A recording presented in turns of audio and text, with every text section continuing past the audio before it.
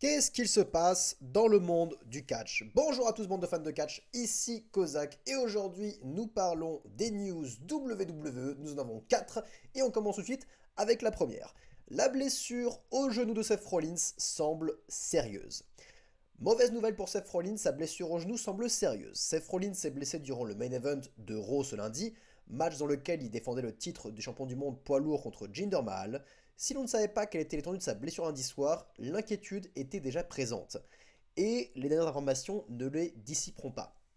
On apprend en effet grâce à Fightful Select que Seth Rollins souffrerait d'une déchirure du ligament collatéral tibial, MCL, et du ménisque. Selon le site d'information, le catcheur espère pouvoir réchapper à l'opération, mais rien pour le moment n'indique si oui ou non Rollins devra passer par la case chirurgie. Si l'on prend l'exemple de Charlotte Flair qui a subi une blessure similaire et qui est passée par la case chirurgie, devra s'absenter jusqu'en octobre prochain. Selon WrestleVote, il est possible que Seth Rollins évoque la situation dans l'épisode de Raw de ce lundi 23 janvier. S'il n'y a évidemment jamais de bon moment pour se blesser, le timing est en tout cas mauvais à quelques jours du lancement de la Road to WrestleMania, et alors qu'un match entre Seth Rollins et CM Punk est en projet. Ah putain, et oui, effectivement, là, timing très mauvais. Je peux que dire que ça fait chier. Ça fait chier, ça fait vraiment chier. Surtout encore une fois que l'on a vu pour la prise, pour la blessure qui a eu lieu. Ce n'est pas comme dans le cas d'Austin Theory où il a tenté un truc extrêmement dangereux, hein, ce genre de prise extrêmement dangereuse. Là, Seth Rollins a juste fait un moonsault en prenant pour élan les cordes. C'est littéralement ce que fait Chris Jericho. Vous savez, le moonsault de Chris Jericho à travers les cordes, c'est pas extrêmement dangereux.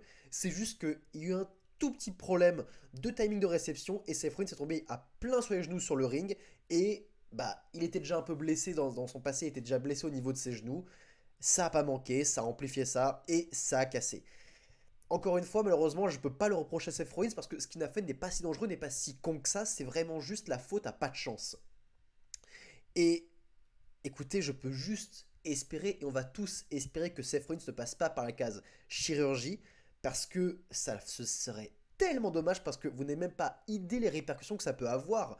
Parce que, le potentiel banger, le potentiel premier main event de WrestleMania entre CM Punk et Seth Rollins, si Seth Rollins passe par la case chirurgie, c'est mort. On l'aura pas à WrestleMania, on l'aura bien plus tard, et CM Punk devra affronter quelqu'un d'autre. Et même, je dirais même, que les chances que CM Punk main event WrestleMania sans Seth Rollins sont quelque part moindres, très très moindres, parce que les gens ne veulent pas voir à WrestleMania CM Punk contre Roman Reigns, c'est pas ça à quoi ils pensent forcément. Ils ont envie de voir la revanche de Cody Rhodes, ou même voir le Rock contre Roman Reigns, c'est ça qui passe en priorité par rapport à Punk. Et du coup, quel adversaire pour CM Punk? Après, je pense que si dans les plans de la WWE, ils comptaient faire main eventer CM Punk, ils vont trouver quelque chose. Mais il y avait tellement de lore avec Seth Rollins que ça peut faire peur. Et ce serait assez ironique que, alors que CM Punk disait très récemment que Seth Rollins ne peut pas parler de sa carrière sans parler de CM Punk, et bah là, ce serait assez sympathique parce que Seth Rollins pourrait dire à CM Punk, bah dorénavant, tu ne peux plus parler de ta carrière sans moi parce que en étant blessé, tu n'as pas pu main eventer WrestleMania. Autrement dit, tu avais besoin de moi pour main eventer WrestleMania. Euh, voilà, on peut toujours utiliser ces faits de la vie réelle pour alimenter la rivalité pour l'avenir, mais oh, ça la foutrait mal pour Punk. Et pour tout le monde, ça la foutrait mal. Bon, encore une fois, j'espère que Seth Rollins ne passera pas par la case chirurgie. Il faudra regarder Monday Night Raw pour en avoir le cœur net. Encore une fois, ce sont que des rumeurs sur le fait qu'il parlera de ça à Raw. Mais on espère qu'il ne passera pas par la case chirurgie et qu'il aura juste besoin de beaucoup de repos. Encore une fois, Rollins a beaucoup catché ces derniers temps et n'a pas besoin de catcher toutes les semaines. Il peut très bien se reposer un petit peu. Il n'y a aucun souci à ce niveau-là jusqu'à WrestleMania. On peut attendre. On a déjà plusieurs champions. C'est pas à peine qu'on a un champion combatif qui combat toutes les semaines à Raw. Ce n'est pas nécessaire. Bref, on verra bien et on va croiser les doigts pour Seth Rollins. Et on lui souhaite un bon rétablissement. Brock Lesnar, bientôt de retour à l'écran. En effet, Brock Lesnar devrait faire son retour sur les shows de la WWE après 5 mois d'absence. WrestleMania 40 ne devrait visiblement pas se dérouler sans Brock Lesnar. Le Wrestling Observer rapporte en effet que la bête pourrait faire son retour très bientôt, possiblement la semaine prochaine. Sa participation au Royal Rumble n'est pas assurée, mais on devrait le retrouver aux alentours du pay-per-view du 27 janvier. Brock Lesnar n'est plus apparu sur les shows de la WWE depuis sa défaite contre Cody Rhodes à SummerSlam. Les deux catcheurs s'étaient affrontés l'an dernier à l'occasion d'une rivalité avec 3 matchs s'étant déroulés à Backlash, Night of Champions et SummerSlam. En cas de participation au Royal Rumble, Brock Lesnar rejoindrait Cody Rhodes, CM Punk, Nakamura, Bobby Lashley, Drew McIntyre et Gunther, déjà annoncés pour le match. Et encore une fois, 1000 fois oui, Brock Lesnar c'est une star. Quand Brock Lesnar apparaît, la toile s'enflamme. Évidemment qu'il faut qu'il ait un match à WrestleMania s'il est chaud de se battre, parce qu'on peut encore avoir un Dream Match, un Big Match. Vous savez quoi, peut-être que si Seth Rollins n'est plus dispo pour WrestleMania, peut-être que Brock Lesnar, il va se mettre à attaquer CM Punk pour aucune putain de raison, mais vu que c'est Brock Lesnar, eh ben on va valider la chose. Et si on peut avoir CM Punk ou Brock Lesnar numéro 2, eh ben on sera ravis aussi. Il y a tellement de possibilités avec Lesnar, tellement de possibilités de matchs pour WrestleMania qui peuvent être très très bonnes. Donc oui, je suis toujours excité de savoir que Brock Lesnar fait son retour, parce que je sais que ça va être gage de qualité, parce que c'est l'un des meilleurs de tous les temps. Randy Orton voudrait un match de championnat face à John Cena à WrestleMania. Revenu à WWE après 18 mois de convalescence lors des Survivor Series 2023 en novembre dernier, Orton n'a pas l'intention de mettre un terme à sa carrière tout de suite, si on en croit ce qu'il déclarait au public de l'Azteca Arena de Chicago à la fin du War Games masculin. Le multiple champion du monde a alors été interrogé lors d'un récent épisode de la WWE sur l'affiche d'un Dream Match qu'il souhaitait avoir avant la fin de sa carrière, et le Predator a une réponse quelque peu surprenante, mentionnant le nom de l'un de ses rivaux historiques en la personne de John Cena. Orton et Cena ne sont jamais affrontés en 1 contre 1 à WrestleMania. La liste des matchs entre Orton et Cena est longue, les deux hommes ayant été en rivalité de nombreuses fois par le passé. En 2009 avec le titre de champion de la WWE à la clé, en 2013 pour couronner le premier champion du monde poids lourd de la WWE et unifier 2 ceintures, ou encore en 2014 dans un contexte qui voyait John Cena s'opposer à la mainmise de l'autorité au sein de la compagnie de Stamford. Pourtant, lorsque la question d'un match de rêve qu'il n'aurait pas encore eu lui fut posée, Randy Orton a bel et bien répondu au nom de John Cena, qu'il voudrait cependant affronter dans un contexte assez précis. En effet, la Vipère a déclaré dans un épisode de la WWE The Bump, le mercredi 17 janvier 2024, a mentionné la chose suivante. Un dream match pour moi serait de pouvoir me retrouver d'une manière ou d'une autre face à John Cena à WrestleMania pour le titre de la WWE. Maintenant, je ne sais pas comment on pourra en arriver là, et je ne dis pas que cela arrivera. Mais je n'ai jamais affronté John à WrestleMania dans un match 1 contre 1. Nous avons eu de vraies guerres par le passé, et pouvoir être capable et avoir l'opportunité de le refaire serait quelque chose que j'aimerais. Et je pense que les gens aimeraient aussi voir cela. Orton met donc l'accent sur le fait qu'il n'ait jamais eu de match 1 contre 1 face à John Cena sur la plus grande scène de toutes. En 2008, à WrestleMania 24, les deux hommes étaient impliqués dans un match pour le championnat WWE, avec cependant un troisième catcheur, Triple H, faisant du combat un triple menace. Alors que John Cena a récemment affirmé que la fin de sa carrière dans le ring était proche et que la dernière performance du champ était malheureusement loin d'être convaincante, la perspective d'un futur combat à WrestleMania entre les deux anciens rivaux semble difficile à envisager, d'autant plus dans un match de championnat du monde. Randy Orton sera impliqué dans un match de titre dès le 27 janvier prochain au Royal Rumble. Ok, beaucoup d'infos ici. Effectivement, on a vu une news comme quoi John Cena souhaitait très très bientôt mettre fin à sa carrière. Terminer sa carrière, ce serait son dernier run à la WWE. Et quand Orton dit que son dream match serait d'affronter John Cena à WrestleMania, bah vous savez quoi, je suis preneur. Et oui, on a eu beaucoup de matchs Cena-Orton. C'est une rivalité historique. On a eu énormément de matchs et ils sont loin d'être tous bons. Franchement, on n'a jamais eu de banger Orton-Cena, alors que c'est deux stars. Mais, en toute sincérité, si John Cena devrait avoir un dernier adversaire, bah je ne vois personne de mieux qu'Orton. Personne de mieux qu'Orton.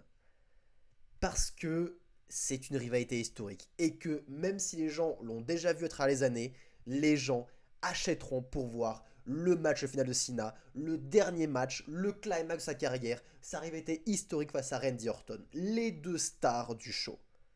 Randy, Cena, le final. Bien sûr que tout le monde va vouloir voir ce match. En ayant vu les autres, tout le monde va vouloir voir ce match. Il serait bête de rater un match pareil. Et est-ce que ça va avoir lieu à WrestleMania? Évidemment. Est-ce que ça pourrait avoir lieu à WrestleMania? Ce serait franchement une dinguerie.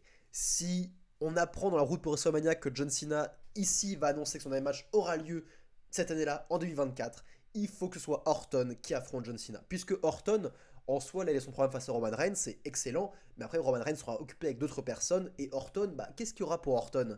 Encore une fois, ça peut être Punk, ça peut être d'autres heels, mais ça peut aussi être John Cena. Et franchement, je pense que ce serait la meilleure affiche pour Orton pour WrestleMania. Franchement, si on a Orton Cena à WrestleMania plus tout le bordel qui se prépare aussi, on va avoir un WrestleMania qui est stack comme pas possible, hein. Ça va être la dinguerie, les amis, hein. Ça va être fantastique. Enfin bref, assez excité de voir le futur pour ça, mais je pense qu'on a clairement un match, oh boy, qui peut être sensationnel. Hâte de voir la suite. Et enfin, Backlash France, Roman Reigns ne serait pas prévu pour le show. Nous apprenons la semaine dernière que Roman Reigns ne devrait pas apparaître en Australie à WWE Elimination Chamber le 24 février prochain, d'après les informations du Wrestling Observer de Dave Meltzer. Or, dans une récente édition du Wrestling Observer Radio, Meltzer a eu la même déclaration quant à Backlash France, et l'actuel champion WWE Universal ne serait pas non plus au programme de l'événement qui aura lieu au LDLC Arena de Lyon en mai prochain. Un calendrier allégé pour Roman Reigns pour ne rien changer. En effet, après avoir affirmé que Roman Reigns ne serait probablement pas le déplacement à l'Optus Stadium de Perth le mois prochain pour Elimination Chamber, le Wrestling Observer en a dit de même pour Backlash France. Les plans actuels verraient alors Roman Reigns ne faire que quelques rares apparitions d'ici WrestleMania 40 avant de se faire à nouveau discret après le plus gros show de l'année. Roman Reigns n'est pas au programme du show en Australie, il n'est pas prévu pour le show à Paris, Lyon non plus. Bon, en plus, Meltzer se plante sur les adresses, mais c'est pas très grave. Roman va catcher au Royal Rumble et après son prochain gros match sera à WrestleMania 40. Ensuite, je présume qu'il catchera en Arabie Saoudite ou à SummerSlam. Nous dit Dave Meltzer lors de la dernière édition du Wrestling Observer Radio. J'aime bien parce que dans ses propos, on sent tout le venin qu'a Meltzer pour Roman Reigns. C'est dingue, hein. Dans les mots qu'il dit, c'est quoi le problème? Et après, son prochain gros match sera à WrestleMania. Après, il catchera en Arabie Saoudite, là, ou à SummerSlam. Enfin, il sera là que pour les gros events, quoi. C'est aucun intérêt. Le mec, il catche jamais.